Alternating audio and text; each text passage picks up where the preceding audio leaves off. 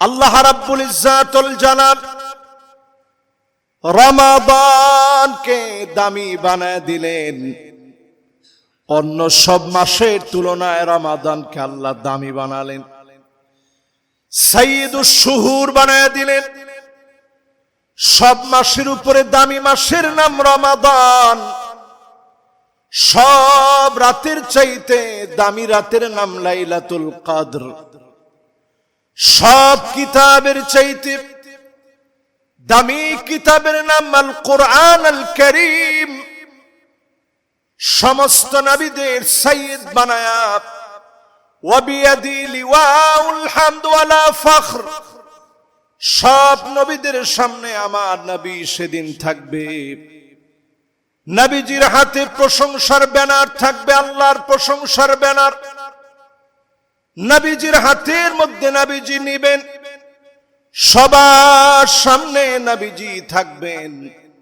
আমার নবীজিকে সব নবীর চাইতে দামি যিনি বানায় দিলেন তিনি কে?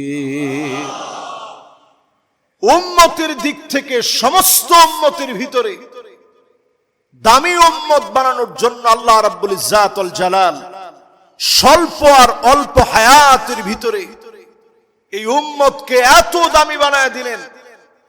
জীবনে যদি আপনি 50টা লাইলাতুল কদর পান, হাজার হাজার হাজার হাজার বছরের চাইতে আপনার জীবনে অজস্র কল্যাণ আল্লাহ তাআলা হয়তো দান করে দিয়েছেন। জোরে কোন আল্লাহু আকবার। লাইলাতুল কদরি খায়রুম মিন আলফি শাহর। হাজার মাসের চাইতে এক রজনীকে আল্লাহ দামি বানায় দিবে। অসংখ্য গোলামদেরকে গুনাহ খাতা মাফ করে যিনি কবুল করে নিবেন তিনি কে? এই রমজান আমাদেরকে সেই বার্তা দেওয়ার জন্য আসছে। আছো কি কেউ এমন আল্লাহর কাছে একটু গুনাহ থেকে মাফ চাবে, নিজের ছোট করে দিয়ে লজ্জিত হয়ে বলবে আল্লাহ অনেক গুনাহ করেছি, আর গুনাহের দিকে যেতে চাই না। নবীজি একদিন আলোচনা করতেছেন, মাইয়া খুদ মিন্নি হাউলাইল কালিমাত। নবীজি বললেন, কেমন আছো আমার কাছ থেকে এই কালেমাগুলা নিবা। আমার কাছ থেকে 5টা কথা কারা তোমরা শিখে নিবা। সর্বপ্রথম হাত তুলেছেন আবু হুরায়রা রাদিয়াল্লাহু তাআলা আনহু ওয়া আরদাহু। পড়েন আল্লাহুম্মা আমিন। চিন্তা করেন কেমন সাহাবী, সবাই বসা। নবীজি বললেন, তোমাদের মধ্যে কে এমন আছো যে আমার কাছ থেকে এই মুহূর্তে বলা 5টা কালেমা মুখস্থ করবা, অতঃপর তুমি নিজে শিখবা, আমল করবা, অন্যকে শিখাবা, সে আমল করবে। বলেন আল্লাহু আকবার। যদি আজকে আপনাদেরকে আমি প্রশ্ন করি, কে এমন আছেন 5টা কালেমা মুখস্থ করবেন, নিজে শিখবেন, আমল করবেন, অন্যকে শিখাবেন, কে এমন আছেন? হাত তোলেন। দেখেন এরপরও আমরা সবাই হাত তুলতে পারি না, হাতটা নামা। দেখছেন কেউ হাত তুলছে একেবারে খুবই দ্রুত গতিতে, কেউ একটু পরে। এরপরে অনেকে এখনো হাতই তুলে নাই যে হুজুর আমি এটা শিখাও দরকার নাই, আমি অন্যরে শিখাতেও যাব না, আমি পারবো না হুজুর। কিন্তু আলহামদুলিল্লাহ অনেকে হাত তুলছেন। এরকম সর্বপ্রথম আবু হুরায়রা হাত তুলে ফেলছে। জোরে কোন আল্লাহু আকবার। তো নবীজি আবু হুরায়রা রাদিয়াল্লাহু তাআলা আনহুর হাতটা নিজ হাতে এইভাবে ধরছেন। এইভাবে ধইরা নবীজি একটা একটা করে 5টা গুণে গুণে শিক্ষা দিয়েছেন। 5টার ভিতরে প্রথম যেটা নবীজি শিখাইলেন, ইত্তাকিল মাহারিম তাকুন আ'বাদান নাস।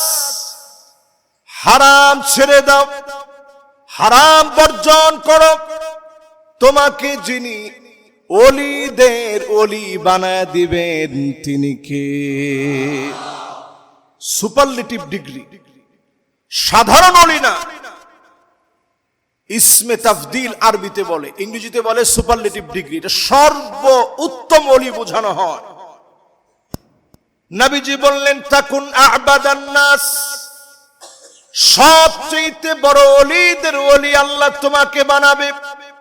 হারাম যদি আপনি ছেড়ে দেন, ওলিদের ওলি যিনি বানায়া দিবেন তিনি কে?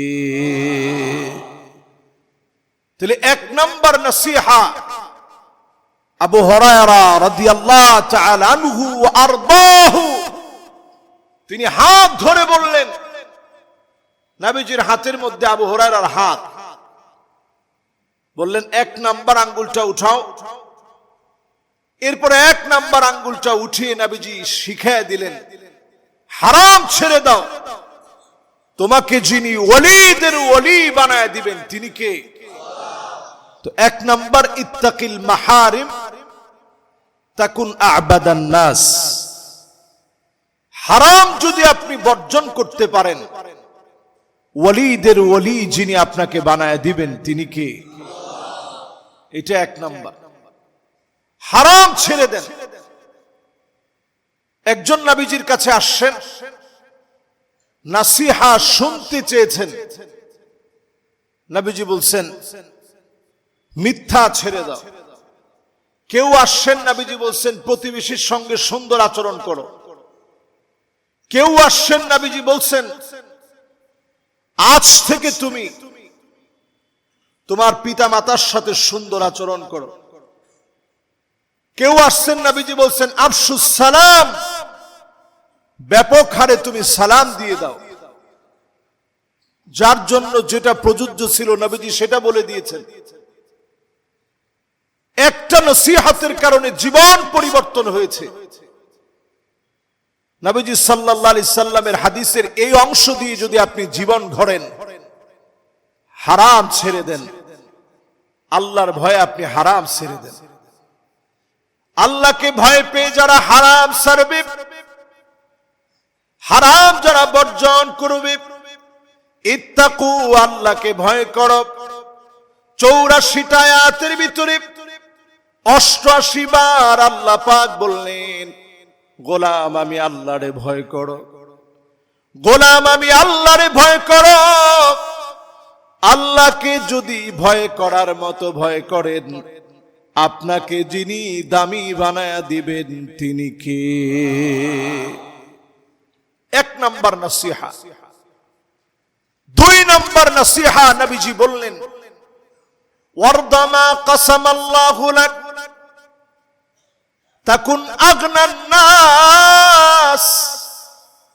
আপনি যদি অল্পে তুষ্ট হয়ে যান, আল্লাহ যা দিয়েছেন তার উপরে যদি খুশি হয়ে যান, আপনাকে যিনি মানুষের ভিতরে ধনী বানায় দিবেন তিনি কে?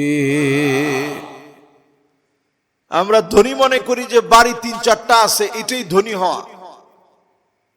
অল্পে আপনি তুষ্ট হন, আপনার চাইতে বড় ধনী আর কেউ নেই। আপনি ব্যক্তিত্ববান হন, অন্যের পকেটের দিকে না তাকায়া, অন্যের সম্পদের দিকে না তাকায় নিজের দিকে তাকান আর বলেন আলহামদুলিল্লাহ। নিঃশ্বাস ছেড়ে দিয়ে মহব্বত নিয়ে মাঝে মাঝে আকাশের দিকে তাকায় পড়েন আলহামদুলিল্লাহ। 3 নাম্বার, নবীজি হাত ধরে বললেন ওয়া আহসিন জারাক তাকুন মুমিনা। প্রতিবেশীর সঙ্গে সুন্দর ব্যবহার করেন, আপনাকে যিনি মুমিন বানায়া দিবেন তিনি কে? এই যে আমার সামনে আপনারা যারা বসছেন, প্রতিবেশীর সঙ্গে সুন্দর আচরণ করা ব্যক্তির এখন সংখ্যা কম না বেশি? আপনার একটা 5তলা বাড়ি আছে, আপনার বাড়ির নিচে যদি কোনো রকমের টিন শেড থাকে, তাহলে আপনার বাসার যত ময়লা আবর্জনা আছে সব ওই টিনের চালে। এটা হচ্ছে প্রতিবেশীদের সাথে আমাদের সদ আচরণ। যদি একটু আসার জায়গা থাকে, ওইটা নিজে আমরা বন্ধ করে দিই, কোনোভাবে যেন প্রতিবেশী চলতে না পারে। তার সন্তান একটু ভালো হালতে আছে, এটা দেখলে সহ্য হয় না। তার মেয়েটা ভালো জায়গায় বিবাহ দিয়েছে, আপনার সহ্য হচ্ছে না।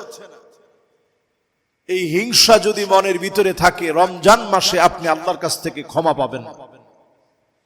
রমজানে ক্ষমা পাবে তারা হিংসাকে যারা কবর দিতে পেরেছে, আল্লাহর কাছে বলবেন, আল্লাহ আপনি আমার জন্য যেটা প্রযোজ্য ছিল দিয়েছেন, আমার ভাইকে অনেক দিয়েছেন, আরো অনেক দেন। আপনি যখন অন্যের জন্য গোপনে গোপনে এমন দোয়া করবেন, আপনাকেও যিনি অনেক অনেক অনেক দিয়ে দিবেন তিনি কে? এরপরে নবী করিম সাল্লাল্লাহু আলাইহি ওয়াসাল্লাম বলছেন, 4 নম্বরে আবু হুরায়রা রাদিয়াল্লাহু তাআলা আনহু ওয়া আরদাহু, উনার আঙ্গুল ধরে বলতেছেন, আবু হুরায়রা 4 নাম্বারটা শোনো। এবার আমরা দেখি 3 নাম্বার পর্যন্ত আপনাদের মুখস্থ হয়েছে কিনা। 1 নাম্বারটা কি? হারাম ছেড়ে দেওয়া। মাশাআল্লাহ, লিল্লাহে তাকবীর। রাসূল এরকম হাত ধরে শিখাইছেন, তা আপনাদের সবার হাত তো আমি ধরতে পারলাম না, কিন্তু শিখাইতে অন্তত চেষ্টা করছি। বলেন 1 নাম্বারটা কি? হারাম ছেড়ে দেওয়া। 2 নাম্বারটা কি? অল্পে তুষ্ট থাকা, সন্তুষ্ট হওয়া। অল্পে সন্তুষ্ট, অল্পে তুষ্ট হলে আপনাকে আল্লাহ পাক ধনী বানায় দিবে। 3 নাম্বারটা কি? প্রতিবেশীর সাথে সৎ ব্যবহার, সুন্দর আচরণ করা। যদি এটাতে ঘাটতি থাকে, সুন্দর আচরণ করবেন। নবীজি বলছেন, কিয়ামতের আগে একটা সময় আসবে এমন, হাত্তা তাকতুলা জারহু, প্রতিবেশী প্রতিবেশীকে হত্যা করে ফেলবে, অন্যায়ভাবে মেরে ফেলবে, মিথ্যা মামলা হামলা করবে। এমন দৃশ্য সারা পৃথিবীতে থাকলেও বাংলাদেশে না। আছে? যদিও মামলার কথাটা হাদিসের মধ্যে নেই, হাদিসের মধ্যে আসছে প্রতিবেশী প্রতিবেশীকে মেরে ফেলবে। যেই লোকটা ওই জায়গায় ছিল না, তার নামে আপনি গায়েবী মামলা দিয়ে দিচ্ছেন। ওই লোকটা 1 বছর, 2 বছর, 3 বছর, 5 বছর স্ত্রী সন্তান সব বাদ দিয়ে, মা বাবা সব রেখে লুকায় আছে, পলায় আছে, অথবা জেলখানায় আছে। কেমন যেন আপনি নিজ হাতে ওই লোকটাকে মেরে ফেললেন, ঠিক কিনা বলেন? এটাকে বলে মামলা বাণিজ্য। হাদিসের ভিতরে নবীজি বলছেন, বাইউল হুকম, টাকার বিনিময়ে মামলা বাণিজ্য হবে, টাকার বিনিময়ে আইন আদালত ক্রয় বিক্রয় হবে। এগুলো কি এখন আমাদের সমাজে আছে না নাই? অথচ সাহাবায়ে কেরাম বলেন, এত পরিমাণ নবীজি প্রতিবেশীর হকের কথা তিনি বলতেন, আমাদের কাছে মনে হতো কাআন্নাহু ইউয়ারিসুহুম, নবীজি মনে হয় কখন না জানি বলে ফেলে যে প্রতিবেশীদেরকে তোমাদের হক দেওয়া লাগবে, জমির অংশ দেওয়া লাগবে। এত বেশি প্রতিবেশীর হকের কথা বলতেন। রান্না করলে একটু বেশি জল দিয়ে রান্না করতে বলতেন, প্রতিবেশীকে যেন পাঠানো যায়। আর আমরা ঢাকা শহর যখন একত্রে থাকি, একসাথে আমরা থাকি, একজন আরেকজনের চিনি না, অন্তত আপনি খোঁজ খবর নিবেন। লোকটা অসুস্থ হলে জিজ্ঞাসা করবেন যে ভাই আপনার শরীরটা কেমন, এটা কি টাকা খরচ হয়? এই যে আজকে আইসা আমি জিজ্ঞাসা করছি যে আপনার শরীরটা কেমন, ওনার মন থেকে আমার জন্য একটা দোয়া আসছে, হুজুর আমার এটা জিজ্ঞাসা করলো আমার শরীরটা কেমন। আল্লাহ কেমন খুশি হয়েছে, ইন্না মিন আবাররিল বির আইয়ুদখিলাস সুরুর ফি কলবি আহাদিকুম, ওই দিনের সবচেয়ে সওয়াবের কাজ এই কথাটুকুনকে আল্লাহ চাইলে বানায় দিতে পারে। জোরে কোন আল্লাহু আকবার। আজকে ধরেন অনেক আমল আমরা করছি, এ আগে ভাগে আসছি, জুমার আলোচনা শুনতেছি, জুমার নামাজ পড়বো, কোরআন তেলাওয়াত করব, ইফতারি করব, সাহারি করছি, তারাবি পড়ব, সব কিছুর চাইতে আল্লাহ পাক আমার আপনার এই ছোট্ট একটা কথা আরেকটা ভাইয়ের মনে একটু আনন্দ ঢুকিয়ে দিছে যে হুজুর আমার খবর নিচ্ছে, ভাইটা আমার খবর নিছে, আমারে জিজ্ঞাসা করছে আমি কেমন আছি। এতটুকুন কথা ওই দিনের সব চাইতে সওয়াবের কাজ হয়ে যেতে পারে। তো এই আমলগুলো আমরা করতে রাজি আছি না ইনশাআল্লাহ? তাহলে 3 পর্যন্ত গেল। এবার কত নাম্বার? নবী করিম সাল্লাল্লাহু আলাইহি ওয়াসাল্লাম 4 নম্বরে আবু হুরায়রা রাদিয়াল্লাহু তাআলা আনহুকে আঙ্গুলটা ধরে শিখিয়ে দিলেন, ওয়া আহিব্বা লিনাফসিক ওয়া আহিব্বা লিআখি মা তুহিব্বু লিনাফসিক। তুমি তোমার ভাইয়ের জন্য এটা পছন্দ করো যেইটা তুমি তোমার নিজের জন্য পছন্দ করবা। তাকুন মুসলিমা, তুমি তাহলে মুসলমান হতে পারবা।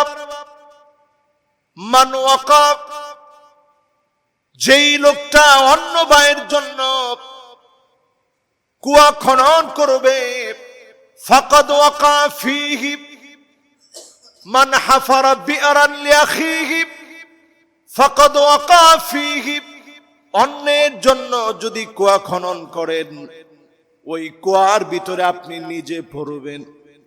অন্যের জন্য যদি ক্ষতি করার চেষ্টা করেন, আপনার জন্য সেই ক্ষতি নিশ্চয় আসবে। আপনি অন্যের জন্য কল্যাণকামী হয়ে যান, আপনাকে যিনি কবুল করে নিবেন তিনি কে? আমার সামনে এই মুহূর্তে যারা বসা আছেন, যদি মুসলিম হয়ে আমরা কবরে যেতে চাই, যদি মুসলিম হয়ে আমার মৃত্যু হোক এটা আমরা চাই, তাহলে আমার ভাইয়ের জন্য ওইটা পছন্দ করা লাগবে যেটা নিজের জন্য পছন্দ করি। তাহলে নিজের জন্য কি পছন্দ করি? আমি ভালো থাকি, এটা আমি পছন্দ করি। আমি ভালো চলি, এটা আমি পছন্দ করি। আমি ভালো পোশাক পরি, এটা আমি পছন্দ করি। নবীজির সামনে যদি কেউ বলতেন, ইয়া রাসূলুল্লাহ এটা খুব সুন্দর লাগতেছে, নবীজি ওইটা হাদিয়া করে দিতেন। আচ্ছা, ওই অভ্যাস তো আমাদের ভিতরে আসা সম্ভবই না। সম্ভব? আপনি খতিব সাহেবরে কয়ে দেখেন, খতিব সাহেবের দ্বারা সম্ভব নি, সেটা আগে টেস্ট করে দেখেন। মানে আমি যে ওয়াজটা করতেছি আমার জন্য কদ্দুর সম্ভব এটা আগে টেস্ট করে দেখেন, যে হুজুর আপনার আংটিটা মাশাআল্লাহ খুব সুন্দর, আমি দিব? মাশাআল্লাহ, আশরাফ সাহেব কইছে যে সম্ভব হইলে হয়তো দিবেন হুজুর।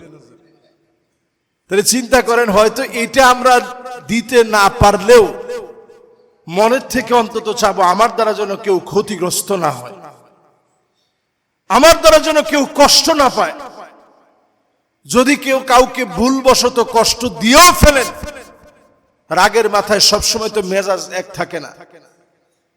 মেজাজটা যখন ঠান্ডা হয়েছে আপনি বলবেন যে ভাই ব্যবহারটা একটু আপনাকে কষ্ট দেওয়ার মতো হয়ে গেছিল, আল্লাহর রাস্তে মাফ করে দিন, আল্লাহর রাস্তে আপনি আমারে মাফ করে দিন। এদুর কথা বললে আপনি ছোট হয়ে যাবেন না।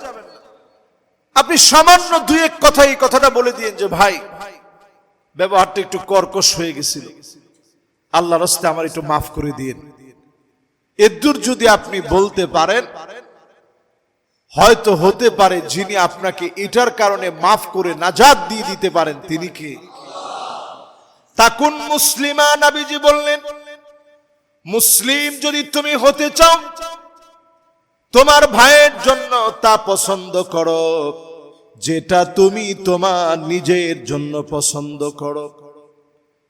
অথচ আমাদের দেশে ইফতারির আগে যে আইটেমগুলা বিক্রি করে, অনেক জায়গায় বুট পচে গেছে, ওইটা ভালোটার সাথে মিশিয়ে দিয়ে দেয়। খামো তো আমি না, খাবে তো আরেকজন। এরপরে যে কোনো কিছু আপনি কিনলেন, আগের দিনেরটা ফ্রিজে নিয়ে রাখা একটু গরম করে একসাথে মিশিয়ে দিয়ে দিছে, যেটা হয়তো ওই লোকটা খাবে না কিন্তু আপনাকে খাওয়াচ্ছে। এমন একটা কেক বানাইছে যে কেকটার ভিতরে আর্টিফিশিয়াল কাপড়ের রংগুলো দিয়ে, যেটা আপনার ক্যান্সারের কারণ হতে পারে, এটা আপনারা খাওয়াই দিচ্ছে, হয়তো সে নিজে খাবে না। সর্বত্র যদি আমরা এই সামান্য ছোট্ট নবীজি এই কথাকে অসামান্য মনে করে জীবন পরিবর্তনের যদি চেষ্টা করি, এই একটা সামান্য ছোট একটা লাইন, সহজ এবং অতি সহজ, যে আপনি নিজের জন্য যা পছন্দ করেন ভাইয়ের জন্য তা করেন, এতটুকুন কথা আপনার জিন্দেগি পরিবর্তন করে দিবে। অল্পে আপনাকে তুষ্ট বানাবে, হালাল আপনাকে খাওয়াবে, আপনার প্রতিবেশীর প্রতি যত্নশীল বানাবে, নিজেকে আল্লাহ ওয়ালা বানায় দিবে। এমন মানুষ বানায় দিবে আপনার হাতে কেউ কখনো কষ্ট পাবে না। বলেন আল্লাহু আকবার। এরপরে নবীজি পঞ্চম নম্বরে বললেন,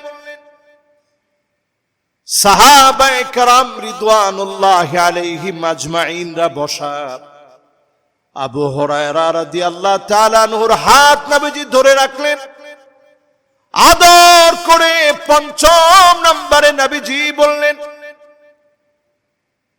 সাহাবীদেরকে লক্ষ্য করে বললেন, অল্প পরিমাণ তোমরা হাসবা, অল্প পরিমাণ যদি না হাসো, ইন্না কাসরাতাদ দাহিক তুমিতুল কলব, অন্তরটা মৃত হয়ে যাবে, অধিক পরিমাণ হাসলে অন্তরটা মরে যাবে।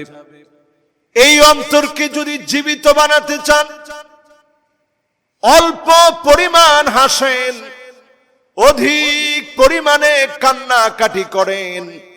রমাদান মাসে আল্লাহর কাছে সেজদা অবনত হয়ে কাঁদেন, সেজদায় গিয়ে রমাদান মাসে কান্নাকাটি করেন, ফরিয়াদ করেন কায়মানুবাক্যে, এই রমাদানে যিনি আপনাকে আমাকে কবুল করে নিবেন তিনি কে? এই রমাদানের বরকতের সময়ে রবিউল মুমিন, মুমিনের এই বসন্তকালে ফুল ফুটার ইবাদতের সময় আপনি আমি যদি একটু ইবাদত বন্দেগীর প্রতি মনোযোগী হই, রবিউল কলব, এই কলবের জন্য একটা বসন্তকাল চলে আসছে। রবিউল মুমিন, মুমিনের একটা বসন্তকাল চলছে। এই বসন্তকালে যদি একটু আমি আপনি ইবাদতে সজাগ হই, হাসিটা কমিয়ে দিয়ে কান্নাটা বাড়ায় দিই, চোখের পানি আল্লাহর কাছে বড় দামি হবে। আমাদের চোখ দিয়ে তেমন পানি আসতে চায় না, অন্তরটা এমন রূঢ় হয়ে গেছে, চোখ দিয়ে কাঁদতে চাই না। আল্লাহর নবী দাঁড়ায় যেতেন নামাজে, ইন তুআযিবুহুম ফাইন্নাহুম ইবাদুক,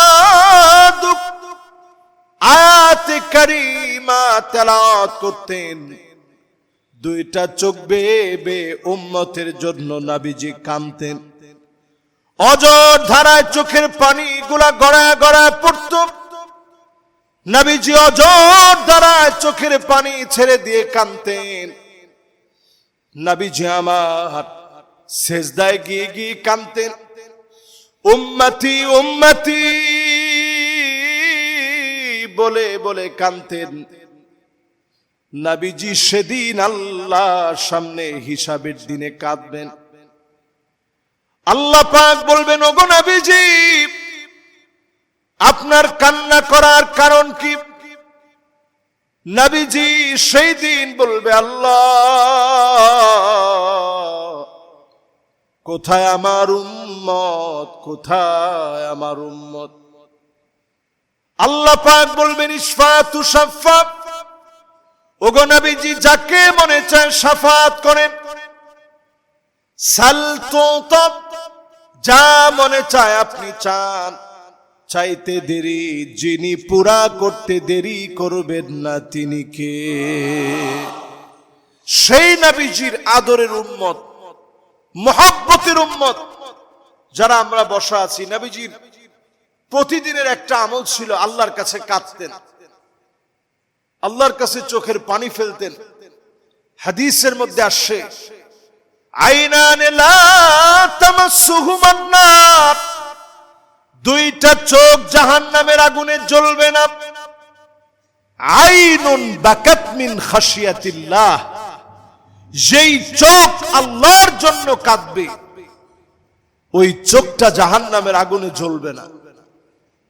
আচ্ছা একটু বলেন তো দেখি, জাহান্নামের আগুনে যদি আপনার চোখটা না জ্বলে, চোখকে কি আল্লাহ আলাদা করে দিবেন? আপনার এই উসিলা আল্লাহ মাফ করবেন।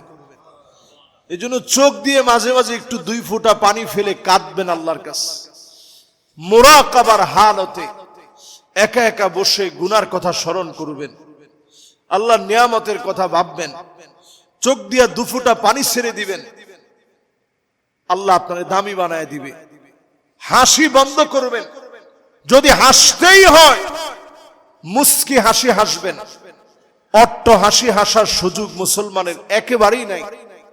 এই পৃথিবীতে আজকে আরেকটা সংঘাত শুরু হলো। এমনিতে এই পৃথিবীর ভিতরে 2 কোটি মুসলমান আজকে পর্যন্ত মার খাচ্ছে, আমরা সমাধান করতে পারি নাই। 20 কোটি মুসলমানের ভিতরে 2 কোটি মার খাচ্ছে। 200 কোটি মুসলমানের ভিতরে 2 কোটি মুসলমান এখন মার খাচ্ছে। 20 কোটি মুসলমান শরণার্থী হয়ে বিভিন্ন ক্যাম্পে ক্যাম্পে আছে, খাবার নাই, পানি নাই, পেট পিঠের সাথে লেগে গেছে, সাহরি করার মতো উপায় নাই। এমন দুর্বিষহ অবস্থা পৃথিবীতে চলছে। অট্ট হাসি হাসার সুযোগ আমাদের নাই। যদি হাসতেই হয় আমরা মুস্কি হাসব। মুস্কি হাসির মধ্য দিয়ে হাসির কথা প্রকাশ করবে। অট্ট হাসির সুযোগ নেই, এটা হারাম। অট্ট হাসির সুযোগ মুসলমানের অন্তরে একেবারেই নেই। এটা আমাদের অন্তরগুলাকে মৃত বানিয়ে দেয়। এজন্য চায়ের দোকানে আড্ডা দিতে গিয়ে অট্ট হাসি বেশি হয়।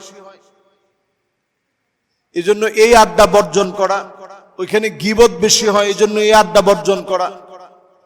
নিজেদের অন্তরগুলাকে পরিশুদ্ধ করা। একটা গুনাহ করলে অন্তরের উপরে একটা দাগ পড়ে। এরকম 1000টা লক্ষটা গুনাহ করলে 1000 লক্ষটা দাগ পড়ে। এ রমজান আসছে, শাহরুত তুহুর, আপনার এই অন্তরটাকে পবিত্র বানানোর জন্য। এজন্য পবিত্র বানাতে আল্লাহ তাআলা যাকাতের বিধান দিয়েছেন। এই রমাদানে দান খায়রাত করবেন, যাকাত দিবেন। নবী করিম সাল্লাল্লাহু আলাইহি ওয়াসাল্লাম এমন ভাবে দান করতেন, কার রিহিন মুরসালা, বাতাস যেভাবে প্রবাহিত হয়, এই যে ফ্যানের বাতাস যেভাবে চলতেছে, এইভাবে 2 হাতে নবীজি ছিটায় দিয়ে দিতেন। সুবহানাল্লাহ। যা ছিল সব তিনি দান করে দিতেন। আমরা এই রমাদানে অধিক পরিমাণ কল্যাণের কাজ করব, নিজে কল্যাণকামী হব, কল্যাণের পরামর্শ দিব। আল্লাহ তাআলা আমাদেরকে তৌফিক দান করুক, পড়ে না আমিন।